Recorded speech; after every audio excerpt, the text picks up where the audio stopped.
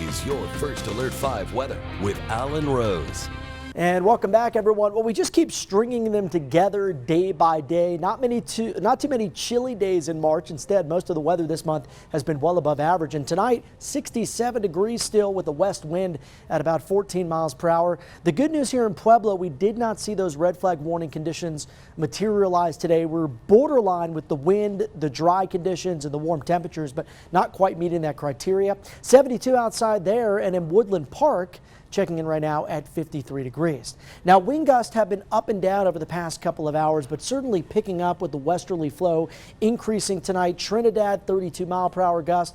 We have 35 mile per hour gust in Alamosa. Also seeing some gusty conditions out towards Lamar. 20 to 25 mile per hour winds Lyman to Monument. And as we look at the model for tonight, this is when we'll see some of the windiest conditions here for probably the next 4 to 6 hours.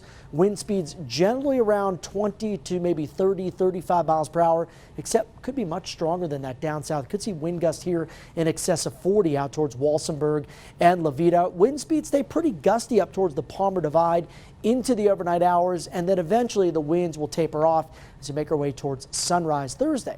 Speaking of Thursday, here's a look at that forecast. This is going to be the one last warm day this week before we have that big severe case of weather whiplash on Friday. Still going to be windy, temperatures dropping about 4 to 8 degrees across the area.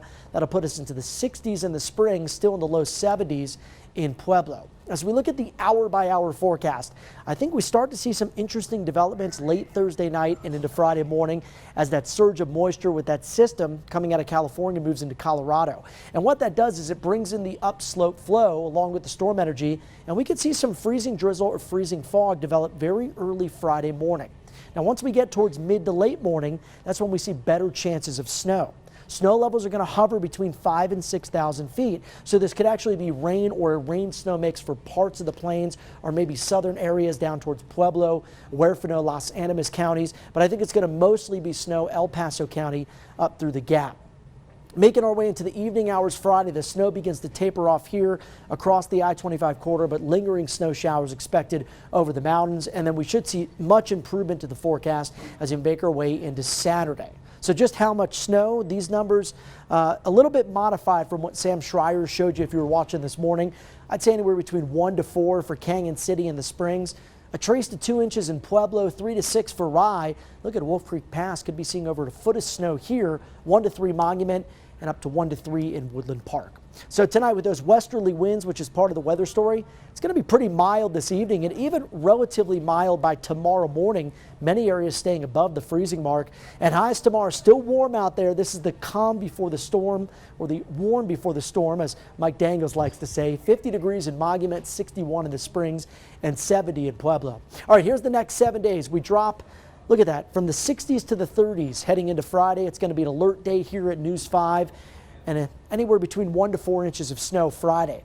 Now, breezy conditions and warmer temperatures expected by Saturday, with highs back up to 60 by next Monday. For Pueblo, we'll see 70 degrees with some breezy afternoon winds here on Thursday. We go weather alert on Friday with that rain-snow mix, and then 60s come back for the upcoming weekend. Canyon City, we go from 64 to 37. It's a weather alert day on Friday. Back up to the upper 50s Saturday, and a warm end to the weekend at 62. For Woodland Park, we drop about 20 degrees here Thursday to Friday.